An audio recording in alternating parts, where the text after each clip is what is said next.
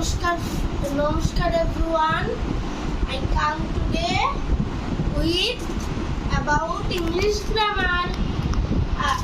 কালকের পর্বে আমি দেখিয়েছি ইংলিশ গ্রামার কাকে বলে এবং কত ভাগে ভাগ করা হয়েছে এবং ও কি কি।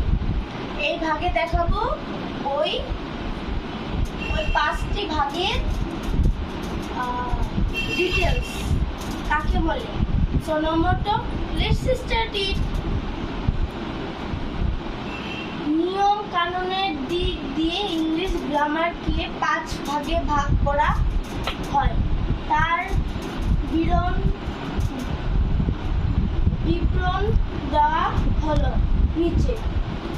অর্থোগ্রাফি ইংলিশ গ্রামার এর যে অংশ পাঠ করলে বর্ণমালা এবং শব্দের বানান সম্পর্কে জ্ঞান লাভ করা যায় তাকে অর্থোগ্রাফি বা বর্ণশুদ্ধিকরণ বলে।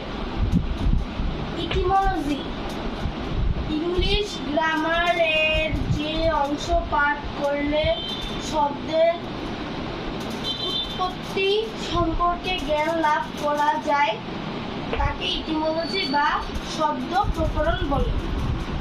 সিনট্যাক্স ইংলিশ গ্রামার এর যে অংশ পাঠ করলে বাক্য গঠন সম্বন্ধে জ্ঞান লাভ করা যায় তাকে সিনট্যাক্স বা বাক্য গঠন প্রণালী বলে।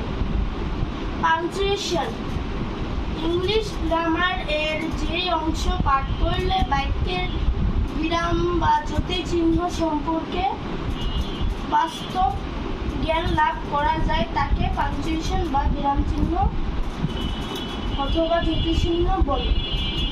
প্রসোডিক ইংলিশ গ্রামার এর যে অংশ পাঠ করলে ছন্দ ও কবিতা রচনার কলাকৌশল সম্পর্কে বাস্তব জ্ঞান লাভ করা যায় তাকে প্রস্তুতি বা ছন্দ প্রকরণ বলে।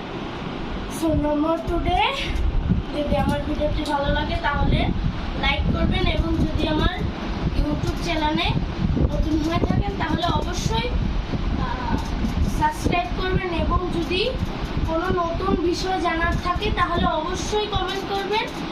ওই নতুন বিষয় যদি আমি জানতে পারি তাহলে আমি অবশ্যই শীঘ্রই ওই নতুন সাবজেক্টের ভিডিও আপনাদের শেয়ার করব। সো বাই বাই, টাটা, সি ইউ, নমস্কার।